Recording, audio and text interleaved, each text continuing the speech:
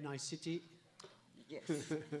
But sorry for the voice, you know, but just from somebody who comes from the south of France, Switzerland is too cold, it's true, you know.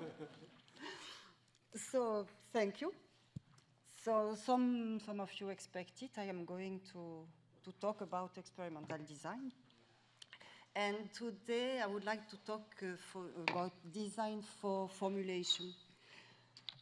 Because I think that a lot of industry are confronted with this type of problematic that consists in mixing two or more ingredients in a formula.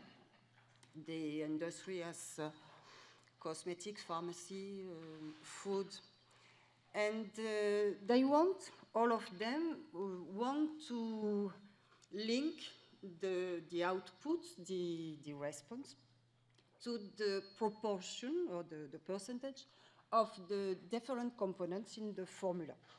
So that means that for the design, the input variables of the experimental design are the proportion of the different components in the mixture.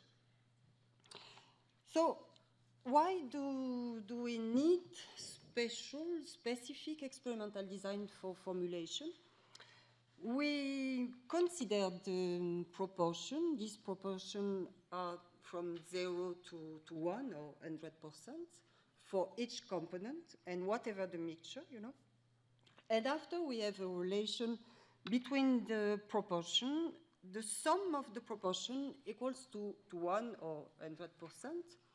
So there is a consequence on the domain of interest, on the experimental domain, and this domain loses the dimension. So that means that if you have Q components, the space, the domain is in a Q minus 1 dimension. So for example, here this domain is called the simplex. You have 3 components and the domain is a 2-dimensional space.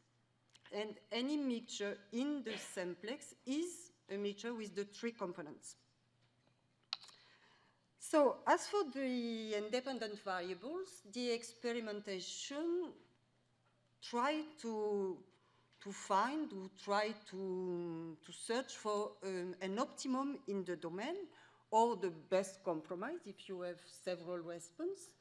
And for that, they want to know all over the domain the value of the experimental response, the value of the outputs.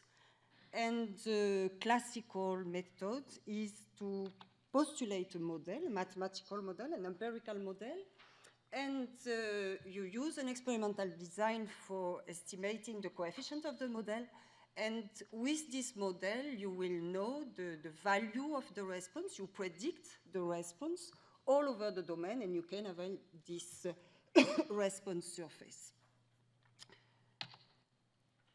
So you have exactly the same approach for the mixture, but for the mixture, because of the relation I talked about before, we have special model, and this model, for example, this second-order polynomial, it's a special model for the mixture. For example, here you can see that we don't have any more constant term.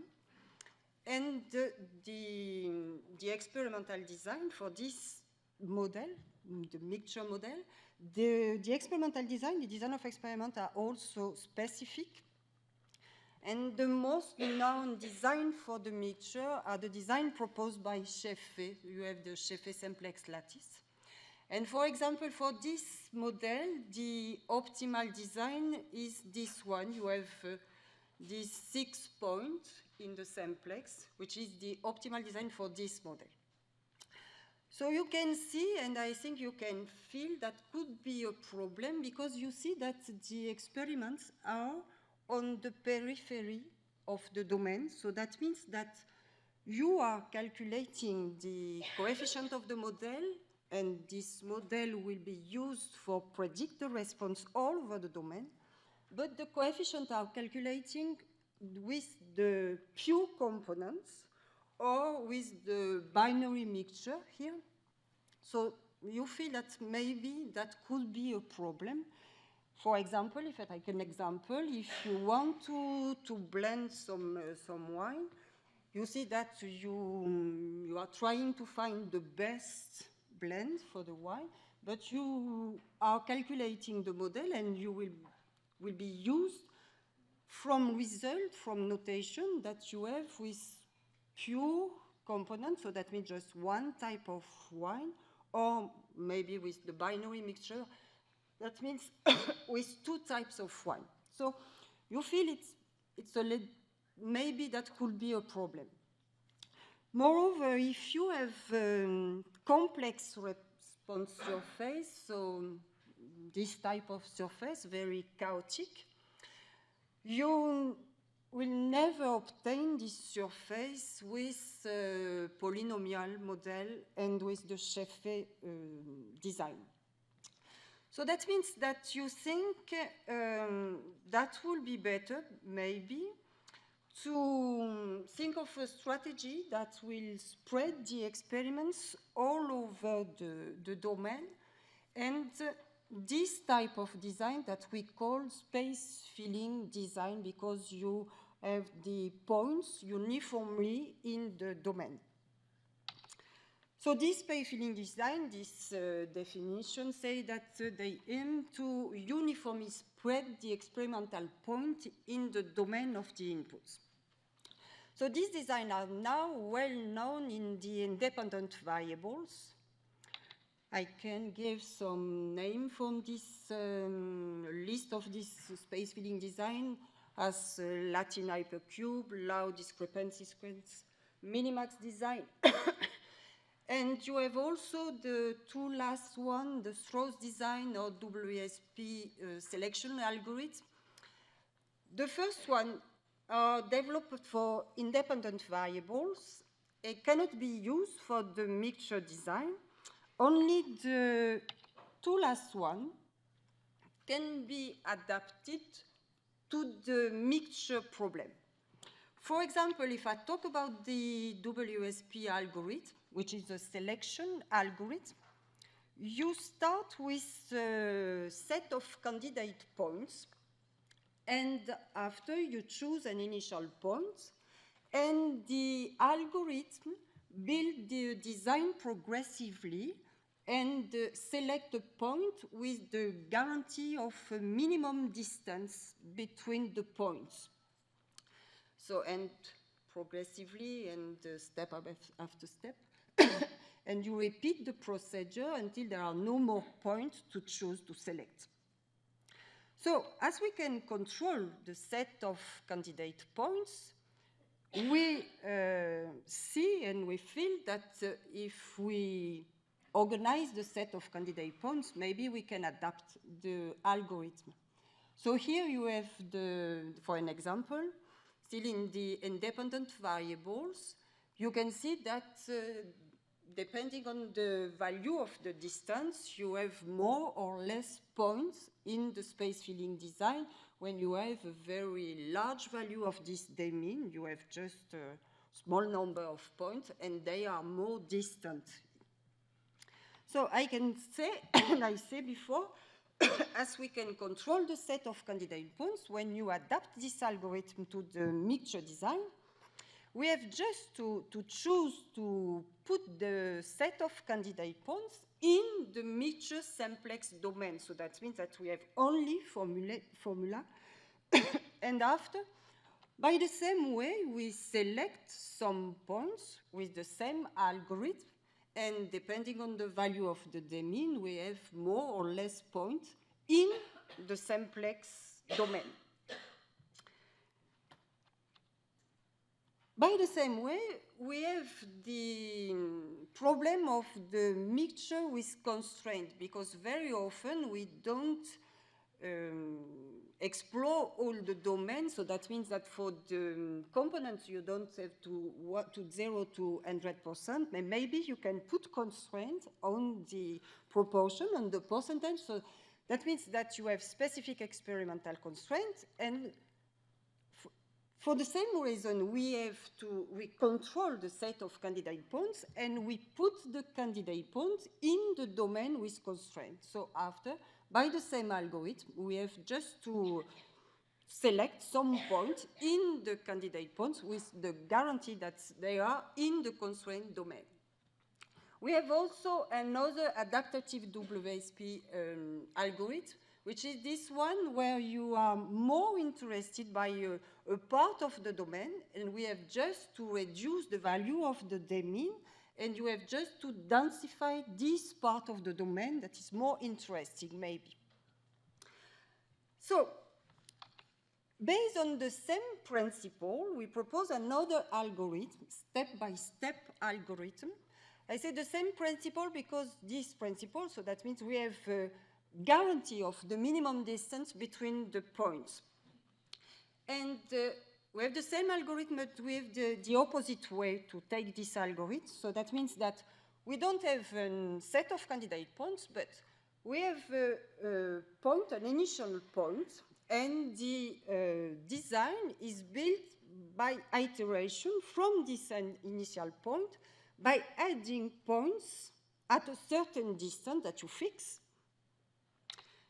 So I will show, you choose an initial point, the point O here. We consider a sphere from the radius is R, the radius you fix it, around this point. You choose a point on this sphere, randomly on this sphere. This new point will be in the design, and so on. When you have a point out of the samplex or too close to the point already in the design, this point is rejected. And you choose another point on the sphere, and so on. So the algorithm seems very easy here with the 3 components, but I would like to come back on this algorithm because when the number of components increase, the algorithm is more complicated. The more difficult is just to put and to choose the points on the sphere. Because we have here the point O. Here, I take the example in the 3 components. So you have to draw the sphere, and after you have to choose a point on the sphere. But the problem is that you are in the mixture simplex, so that means that this point must respect the restriction of the sum constant. So that means that this point is on the intersection between the plane and the sphere. And when the number of components increase, this intersection is very complicated to calculate. So that means that we have to find, I say, an algorithm that takes into account this restriction of the sum constant. So we have chosen to use the algorithm proposed by Cornell, it's the very well-known author for the mixture, that proposed a transformation of a classical design in an independent variable space to a mixture design around an interesting point, but that means that to a mixture design expressed in the mixture repair. So we take our point O in the mixture variables. We use the matrix transformation proposed by Cornell to express this point in an orthogonal axis. So that means that the matrix is expressed in an orthogonal variables. We draw the sphere around this point. We choose a point on this sphere, and we use the transformation, the inverse transformation, to come back to the mixture variables. So that means we have the guarantee that this point is on the sphere, so that means at a certain distance you fix, and we are sure that the point is in the simplex, so that means that this point is a mixture. And with this algorithm, we can build uniform design, space-filling design, with the certitude that you are with mixture, so that means that you respect the restriction, the sum is constant. And As before, depending on the value of the radius of the sphere, you have more or less points in the domain. And this algorithm and this procedure, it's okay, whatever the dimension, so that means whatever the number of components. So, moreover, we have a stochastic step, stochastic choose. So we say, maybe if we change the choose we do for when you choose a point on the sphere, so that means we repeat the algorithm several times, a lot of times, just to look the evolution of the number of points you select and the number of points of the design in function of the value of the radius of the sphere. And you can see that even we repeat the algorithm, the values are very near. So this can be interesting because that means that if you want to fix the number of the design, so that means that with this evolution, with this curve, we can have an idea of the value of the radius of the sphere. And this evolution, it's true, whatever the dimension. So that means we have the same curve for q equal 3, q equal 4, q equal 5, and so on. So, for conclusion, I come back on the problem of the complex response surface I talked about before. And you have here chaotic response surface. It's the real surface. And we compare the different approach we talk about. The approach proposed by Scheffé, so that means we have the Scheffé design. And in this case, the polynomial that we postulated was a cubic model. And here we have the surface response obtained by this approach. You can see that it's not exactly the same, but we expect that because I explained the reason. And here, on the right side, you have the SBS design, but here I keep the same model, the same polynomial that I have for the Scheffé design. You see that the response surface is a little bit better, but it's not really very, very good. So we say maybe that will be better if we use an approach and modelization approach more adapted to the space filling design. Maybe some of you know that, and we choose to use the Kriging approach. And with this Kriging approach, we obtain this response surface, and you can see that it's almost the same that the real one. So that means when you use space filling design and a modelization approach well adapted to this design, you can have the chaotic response surface. That is something that can happen for the mixture because you can have behavior very specific in the mixture design. So maybe for problem that could be, or situation that could be problematic with the classical design, I think that the space filling design could be the solution. So here I present the algorithm. Now if you have possible application, we are ready to collaborate.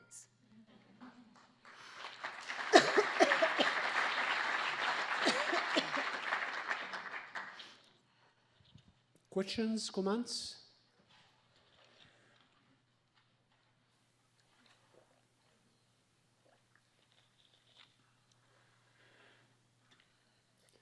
Could you tell us two words about this Kriging stuff?